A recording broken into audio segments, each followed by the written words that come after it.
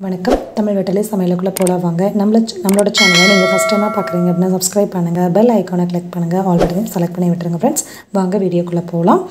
மஞ்சள் தூள் உப்பு மிளகுத்தூள் தனி மிளகாத்தூள் கொஞ்சம் கரம் மசாலா இந்த பவுடர் எல்லாத்தையும் சேர்த்து ஒரு கிண்ணத்தில் நல்லா கலந்துக்கோங்க இப்போ நம்ம வந்து காடை முட்டையோட ஆம்லேட் பார்க்க போகிறோம் அதை எப்படி செய்கிறது அதுக்கு என்னென்ன பொருள் தேவை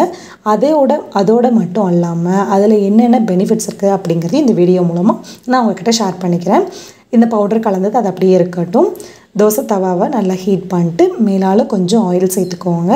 ஆயில் சேர்த்துட்டு காடை முட்டையை நம்ம உடைச்சி அதில் சேர்த்துக்க போகிறோம் தோசைக்கல்லில் காடை முட்டை வந்துட்டு நிறைய நன்மைகள் இருக்குது நமக்கு இது வந்து இரும்பு சத்து மெக்னீஷியம் பாஸ்பரஸ் சோடியம் ஜிங்க் இருக்குது இதில் பொட்டாசியம்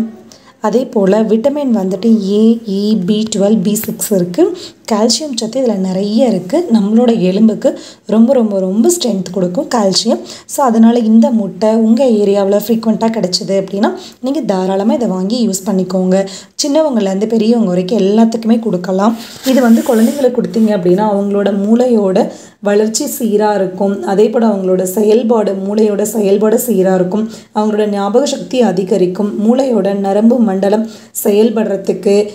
இது வந்து ரொம்பவே ஹெல்ப் பண்ணுது தசைகள் வலுவடைகிறதுக்கு ரொம்ப ரொம்ப ஹெல்ப் பண்ணுது ஸோ அதனால் இதை குழந்தைங்களுக்கு நீங்கள் தாராளமாக கொடுக்கலாம் நம்ம முட்டை வந்து தோசைக்கல்ல உடச்சி ஊற்றியாச்சு லைட்டாக அந்த மஞ்சள் கருவில் இந்த போல் கீரல் பண்ணி விட்டுருங்க அப்போ தான் உடஞ்சிருக்கும் உங்களுக்கு தேவையான அந்த மாதிரி உடச்சி விடுங்க இல்லை அப்படின்னா அப்படியே உடையாமல் வச்சுக்கோங்க இப்போ ஊற்றுனதுக்கப்புறமா மேலால் மல்லி இலை போட்டுக்கோங்க அதுக்கப்புறம் கொஞ்சம் பொடுசாக கட் பண்ண ஆனியன் அதுக்கப்புறம் பொடுசாக கட் பண்ண பச்சை மிளகா மேலால் தூவிக்கோங்க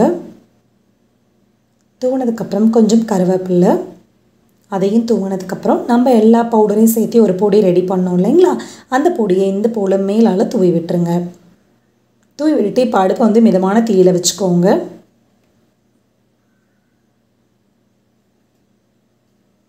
அவ்வளோதான் இப்போ எல்லா பக்கம் படுற மாதிரி பொடி தூவியாச்சு மேலே கொஞ்சம் எண்ணெய் சேர்த்துக்கோங்க இது வேகிற வரையில் அப்படியே வெயிட் பண்ணுங்கள் எதுவும் நடுவில் கலக்கி விட்டுறாதீங்க ஏன்னா இது பிரண்ட மாதிரி போயிடும் ஒரு பக்கம் வெந்திருக்கும் ஒரு பக்கம் வேகாமல் இருக்கும் அதனால் அது அப்படியே இருக்கட்டும் அடுப்பை வந்து மிதமான தீயிலே வச்சுக்கோங்க இது வந்து ப்ரெக்னென்ட் லேடிஸ் வந்து தாராளமாக சாப்பிட்லாம் இதில் வந்து விட்டமின் டி இருக்குது அப்புறம் இதில் வந்து கால்சியம் சத்து இருக்கனால அவங்களோட